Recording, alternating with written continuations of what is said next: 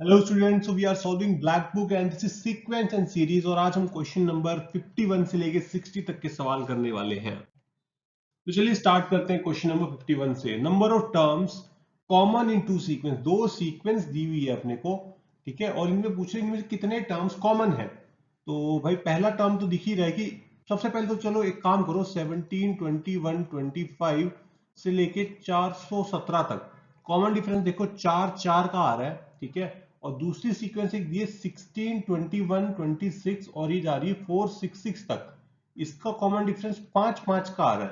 तो जो जो कॉमन टर्म्स की सीक्वेंस बनेगी उसका कॉमन डिफरेंस कितना आएगा, 4, 5 का एलसीएम ले लो, यानी कि 20 आने वाला है। और पहला टर्म कौन सा है, देखो 21 है, तो जो पहला टर्म 21 हो जाएगा और लास्ट टर्म इसका क्या हो जाएगा, 401 हो जाएगा, ठीक है। अच्छा, तो हमें जानना है कितने टर्म्स होंगे, मतलब अब कुल मिला के अपने को ये देखना है सिर्फ कि इस एपी में कितने टर्म्स हैं। तो भाई ए एन कितना है, 401 equal to a plus n minus 1 d. तो ये कितना हो जाएगा आपके पास, 401 minus 21 upon 20 plus 1 equal to n. भाई अब सॉल्व कर लेना, ठीक है, इसका आंसर आ जाएगा आपका। अगले क्वेश्चन पे चलते हैं। The sum of the series up to infinite terms is equal to. तो अपने को यहाँ पे एक सीरीज गिवन है, ठीक है। तो एक काम करते हैं, जब टू वाले टर्म्स को इकट्ठा कर लेते हैं, बिना टू वाले टर्म्स को इकट्ठा कर लेते हैं। तो ये आ जाएगा 1/3 प्लस 1/3 क्यूब प्लस 1/3 की पावर 5 प्लस ऐसे चलती चली जाएगी, प्लस 1/3 स्क्वायर प्लस 1/3 की पावर 4 प्लस 1/3 की पावर 6, और ये ऐसे चलती चली जाएगी। अब यार मुझे तो नहीं लगता इस क्वेश्चन को आगे करके दिखाना चाहिए। इनफाइनाइट जीपी का फॉर्मूला लगाओ, कर लो। इसका कॉमन रेशियो कितना आ जाएगा, 1/3 स्क्वायर। इसका कॉमन रेशियो कितना आ जाएगा, 1/3 स्क्वायर। इसका फर्स्ट टर्म ये रहा, इसका फर्स्ट टर्म ये रहा। अलग अलग सॉल्व करो, आंसर निकालो। कोएफिशिएंट ऑफ x की power 8 in the polynomial. Okay, this looks interesting. अच्छा, तो एक बात बताओ, सपोज मेरे पास ले लेते हैं x-1, x-2, x-3, ठीक है, इस तरीके से ले रहा हूं मैं। या फिर एक काम करते हैं, 1 2 3 की बजाय ए बी सी डी लेते हैं, x-a, x-b, x-c। तो इसको एक्सपैंड करते हैं एक बार, तो कितना आएगा, x² minus bx minus ax plus ab, ठीक है। और यहां कितना आएगा, x-c।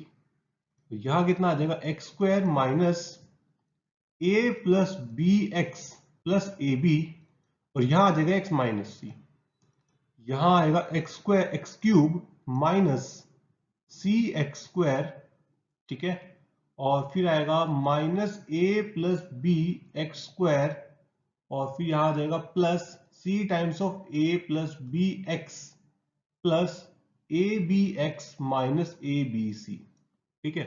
तो ओवरऑल कितना आ गया, x³ minus a plus B plus c x², ठीक है, plus a c plus b c plus a b x minus a B c. तो अब मुझे बताओ कि इसका जो कोएफिशिएंट है वो कैसा है, sum of A B C roots taken one at a time. इसका कितना है, sum of product taken 2 at a time, और ये टेकन 3 एट ए टाइम, ठीक है। तो सिमिलरली ये क्या बनेगा, 10 की पावर बनेगा, पावर 10 का बनेगा, यानी कि x की power 10 minus plus alpha x की पावर 9 प्लस बीटा x की पावर 8, ऐसे बनेगा। तो अल्फा कैसा बनेगा, एक करके इस तरीके का, सिमिलर टू ऐसा, ठीक है। और बीटा कैसे बनेगा, sum of product taken 2 at a time, ऐसा ऐसा बनेगा, ठीक है। कैसा दिखेगा उसका, AC मतलब 1 into 2 plus 2 into 3 plus 3 into 4 plus इस तरीके से चलेगा 9 इंटू 10। मतलब क्वेश्चन वाला हमसे एक्चुअली में ये वैल्यू निकलवाना चाहता है, पूरा का पूरा क्वेश्चन क्या हो गया, बदल चुका है मेरा, ठीक है।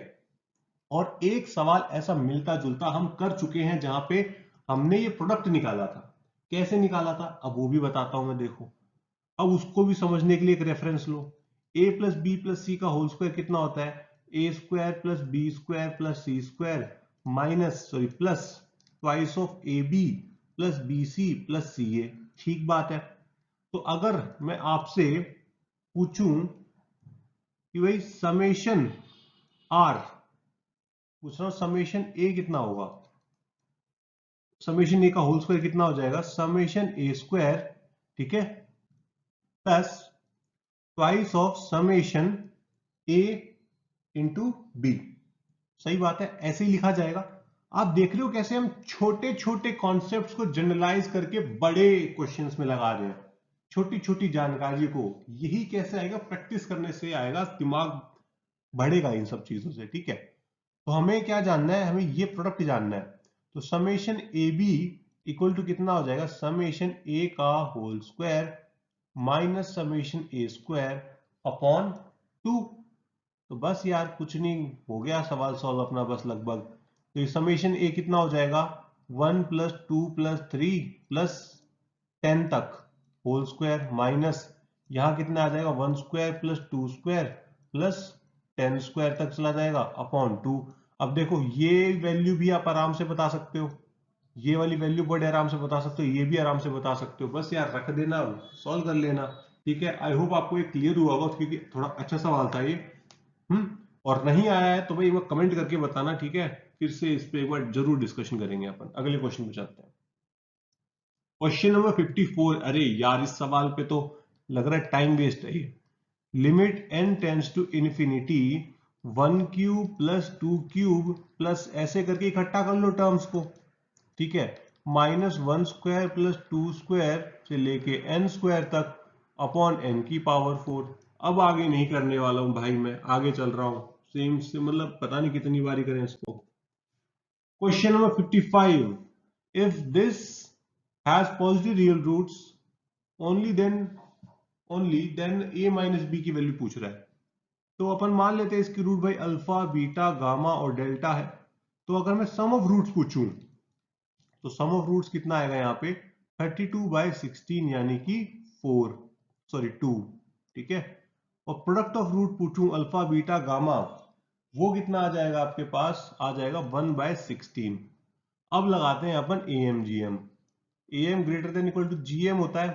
तो एम कितना हो जाएगा यहाँ पे, alpha plus beta plus gamma plus delta by 4 greater than equal to alpha beta gamma delta fourth power, ठीक है। अच्छा कितना हो गया, ये 2/4 आ गया, उधर कितना आ गया आपके पास, फोर्थ पावर 1/16 यानी कि 1/2 इधर आ गया, 1/2 इधर आ गया, इक्वालिटी होल्ड हो गई। और एएमजीएम इक्वालिटी में, एएमजीएम इन इक्वालिटी में इक्वालिटी होल्ड होने का मतलब ये है कि alpha equal to beta equal to gamma equal to delta equal to कितना आ जाएगा, 1/2 आ जाएगा आपका। सही बात है, ठीक है ना भाई, यहां तक तो कोई दिक्कत नहीं है। तो अब मेरा पॉलिनोमियल एक्चुअली में कैसा दिखेगा, x माइनस 1/2 की पावर 4। अब एक्सपेंड करो और ए और बी की वैल्यू देख लेना, माइनस करके लिख देना। Question number 56, if triangle ABC, if ABC is a triangle and tan A/2 tan B/2 tan C/2 are in HP, then the minimum value of cot B/2। तो भाई ये तीन HP में है तो इसका रेसिप्रोकल किस में होगा, AP में होगा। तो cot A/2 cot B/2 cot C/2 ये किस में है, तीनों के तीनों AP में है, यानी कि twice of cot B/2 is equal to कितना हो जाएगा, cot A/2 plus cot C/2 हो जाएगा। सही बात है। अच्छा तो एक ट्राइंगल के अंदर तीनों एंगल का सम कितना होता है, A plus B plus c equal to कितना होता है, पाई होता है। और जब ये ट्रू होता है तो अपने पास एक रिजल्ट आता है cot A/2 plus cot A/2 cot B/2 plus cot C/2 equal to कितना हो जाता है, cot A/2 cot B/2 cot C/2, ठीक है। अच्छा तो यहां से सब्स्टिट्यूट मार सकते हैं अपन, ठीक है। तो कितना आ जाएगा यहाँ पे, यहां आ जाएगा आपके पास cot A/2 cot B/2 cot C/2 equal to 3 times of cot B/2 आ जाएगा, ठीक है। ओके, तो cot b by two cut गया, तो cot a by two cot c by two equal to कितना आ गया आपके पास 3 आ गया।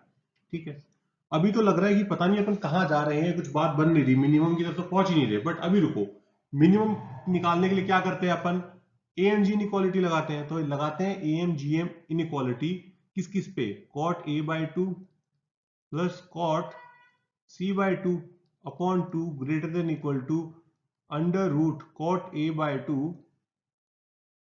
Cot c by two. ठीक है, अच्छा तो ये वैल्यू कितनी हो जाएगी यहाँ पे, twice of cot b by two upon two, और इधर आ जाएगा अंडर रूट 3। तो आपकी मिनिमम वैल्यू कितनी आ गई, रूट 3 आ जाएगी। इसकी ऑप्शन ए सही हो गया। Question number 57, if alpha beta gamma are roots of this quadratic equation then the value of this sum is.